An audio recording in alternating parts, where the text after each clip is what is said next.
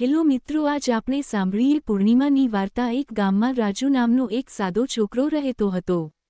ગામ નાના ટેકરીઓ વચ્ચે હતું અને ત્યાં દર મહિને પૂર્ણિમાની રાત્રે બધા લોકો એકઠા થઈને દીવા પ્રગટાવતા, ગીત ગાતા અને એકબીજાની સાથે ખુશી વહેંચતા। એકવાર કાર્તિક પૂર્ણિમાની રાત્રે ગામમાં ખાસ મેળો લાગ્યો। બધા ગામવાળા નદીકાંઠે ભેગા થયા। રાજુએ જોયું કે બધા દીવા વહેંચતા હતા, પણ રાજુ પાસે દીવો નહોતો। તે થોડો દુઃખી થયો। ત્યારે તેની દાદી આવી અને એને કહ્યું, દીવો માત્ર મીણબત્તી કે તેલથી જ નહીં, પ્રેમ અને દયાથી પણ પ્રગટે છે। દાદીએ રાજુને કહ્યું કે તે તેની આસપાસના બાળકો સાથે મળીને ફૂલો એકઠા કરે અને નાની નાની પાંદડીઓથી દીવો બનાવે। રાજુએ એ જ કર્યું। બધા બાળકો સાથે મળીને સુંદર દીવો બનાવ્યો અને નદીમાં તરતો મૂક્યો। તે દીવો પાણીમાં વહેતો ગયો અને ચાંદની પ્રકાશમાં ખૂબ જ તેજસ્વી દેખાતો હતો। ગામના મોટા લોકોએ દીવો જોઈને રાજુની પ્રશંસા કરી। તેઓએ સમજ્યું કે પૂર્ણિમાની સાચી ખુશી સામગ્રીમાં નહીં, પણ સાથે મળીને પ્રેમ વહેંચવામાં છે। તે દિવસથી રાજુ ગામના બાળકો સાથે મળીને દરેક પૂર્ણિમે દીવો બનાવે છે અને બધા સાથે મળીને ઉજવણી કરે છે।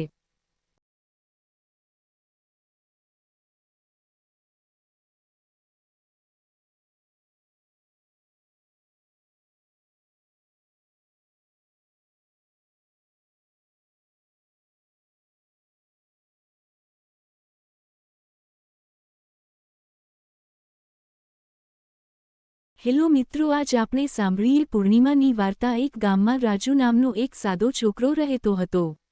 ગામ નાના ટેકરીઓ વચ્ચે હતું અને ત્યાં દર મહિને પૂર્ણિમાની રાત્રે બધા લોકો એકઠા થઈને દીવા પ્રગટાવતા, ગીત ગાતા અને એકબીજાની સાથે ખુશી વહેંચતા। એકવાર કાર્તિક પૂર્ણિમાની રાત્રે ગામમાં ખાસ મેળો લાગ્યો। બધા ગામવાળા નદીકાંઠે ભેગા થયા। રાજુએ જોયું કે બધા દીવા વહેંચતા હતા, પણ રાજુ પાસે દીવો નહોતો। તે થોડો દુઃખી થયો। ત્યારે તેની દાદી આવી અને એને કહ્યું, દીવો માત્ર મીણબત્તી કે તેલથી જ નહીં, પ્રેમ અને દયાથી પણ પ્રગટે છે।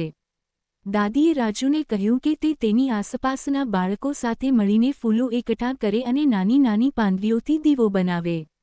રાજુએ એ જ કર્યું। બધા બાળકો સાથે મળીને સુંદર દીવો બનાવ્યો અને નદીમાં તરતો મૂક્યો। તે દીવો પાણીમાં વહેતો ગયો અને ચાંદની પ્રકાશમાં ખૂબ જ તેજસ્વી દેખાતો હતો। ગામના મોટા લોકોએ દીવો જોઈને રાજુની પ્રશંસા કરી। તેઓએ સમજ્યું કે પૂર્ણિમાની સાચી ખુશી સામગ્રીમાં નહીં, પણ સાથે મળીને પ્રેમ વહેંચવામાં છે। તે દિવસથી રાજુ ગામના બાળકો સાથે મળીને દરેક પૂર્ણિમે દીવો બનાવે છે અને બધા સાથે મળીને ઉજવણી કરે છે।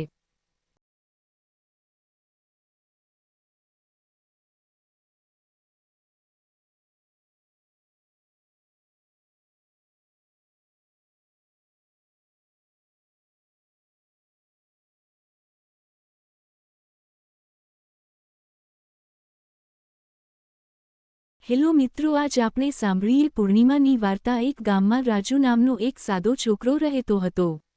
ગામ નાના ટેકરીઓ વચ્ચે હતું અને ત્યાં દર મહિને પૂર્ણિમાની રાત્રે બધા લોકો એકઠા થઈને દીવા પ્રગટાવતા, ગીત ગાતા અને એકબીજાની સાથે ખુશી વહેંચતા। એકવાર કાર્તિક પૂર્ણિમાની રાત્રે ગામમાં ખાસ મેળો લાગ્યો। બધા ગામવાળા નદીકાંઠે ભેગા થયા।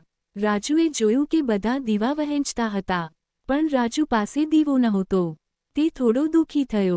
ત્યારે તેની દાદી આવી અને એને કહ્યું, દીવો માત્ર મીણબત્તી કે તેલથી જ નહીં, પ્રેમ અને દયાથી પણ પ્રગટે છે।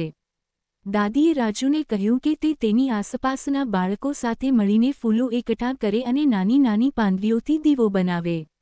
રાજુએ એ જ કર્યું। બધા બાળકો સાથે મળીને સુંદર દીવો બનાવ્યો અને નદીમાં તરતો મૂક્યો। તે દીવો પાણીમાં વહેતો ગયો અને ચાંદની પ્રકાશમાં ખૂબ જ તેજસ્વી દેખાતો હતો।